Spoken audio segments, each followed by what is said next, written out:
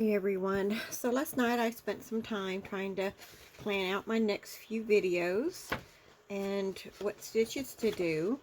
So before we get started, I thought I would show you some of them. Let me see. So this is the granule stitch.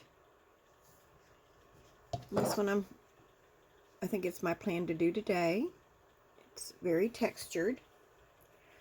And then I have, this is the rope stitch. And then we have the blossom.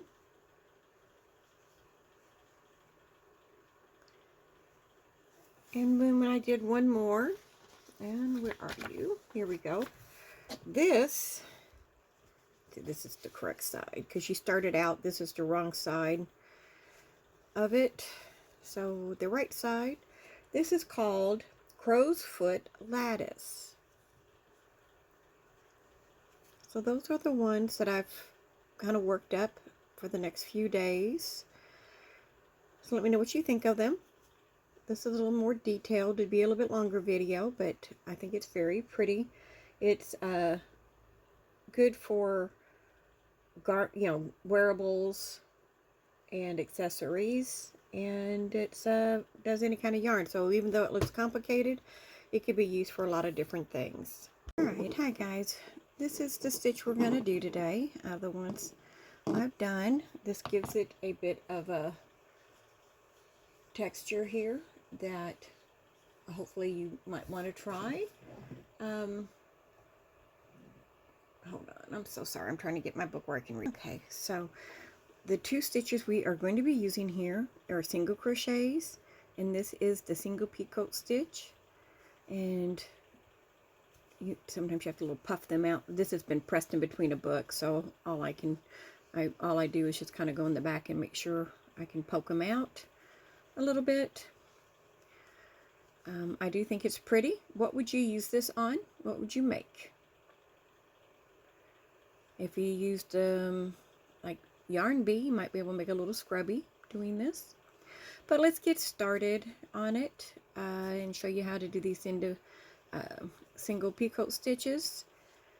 And I'm going to use this kind of a baby blue yarn. It's real soft. And as always, we are going to start with a slip knot on our hook. How do you make your slip knot? I'd be interested to hear how you make yours. I am using the Susan Bates 6.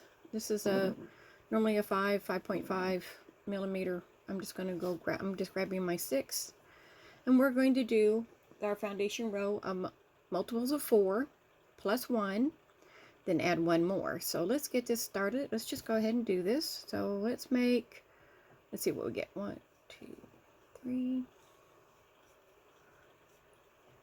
6. Okay, so I made, oh, I forgot how many I made. 12, 13, 15, 16, 17. I think I went up to 16. I'll tell you here in a minute. Gotta go back and count. So yeah, I did 16 plus one more from my foundation chain. So, okay, we got that. So we don't count this on our hook, and we are going to start at the second chain.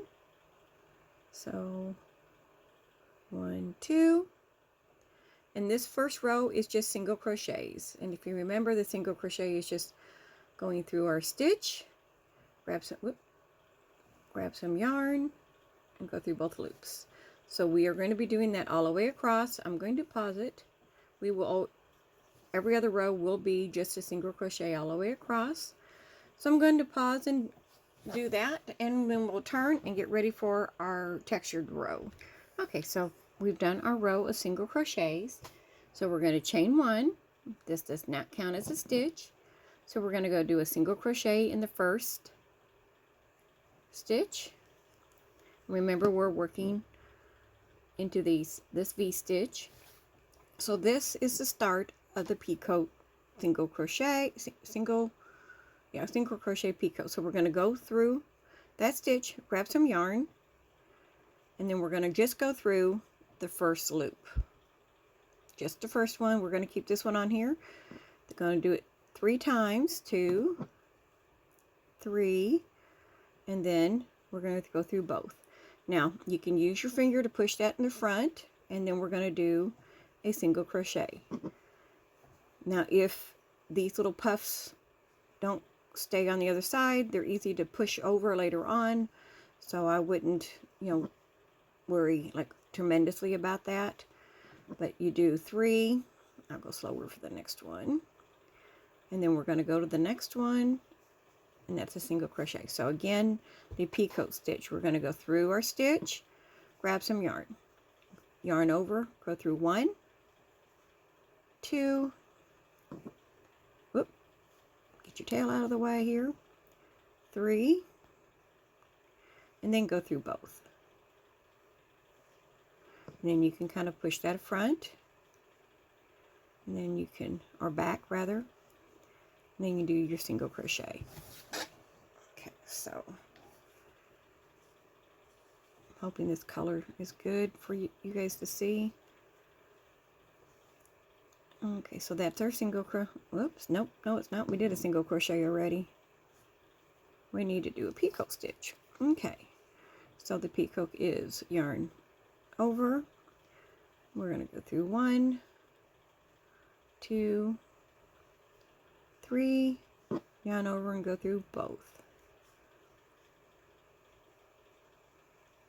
And then we're just going to go the single crochet, and we're just going to alternate these all the way to the end.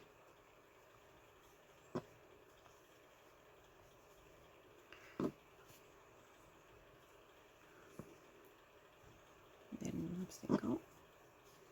So how is your day going? I'm getting ready to go get my granddaughter and watch her this evening. So I'm excited about that. I love having her over, play games, and she plays with all her toys. She's got a good amount of toys here. I've got a nice toy area for them when they come over. Alright, so we're going to do our last picot stitch in this row. So 1, 2, 3, and then the last one, go up the bow, and we end with a single crochet. Okay. Oh no, catching yarn I don't need. There we go. So then we end with a single crochet. We are going to chain 1, and we're going to turn in this row, so you can see our little bobbles or knots.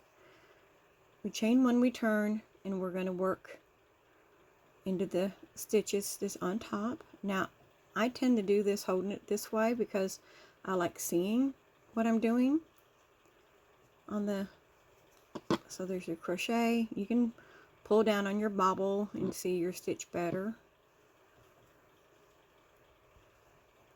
But I tend to flip them toward me, so a lot of times I just like just seeing my stitches better.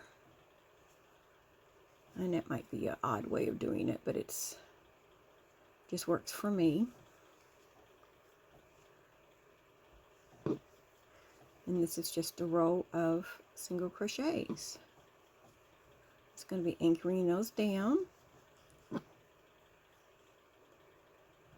And this is the row I always count while I'm crocheting, just to make sure I haven't skipped any stitches, or I did a miscount on my rows.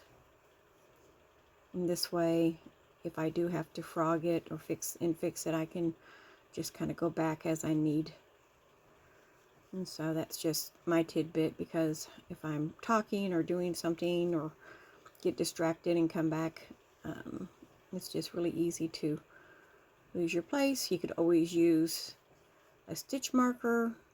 There are some projects that I'm a big believer in using them. Okay, so this is our bobble one again.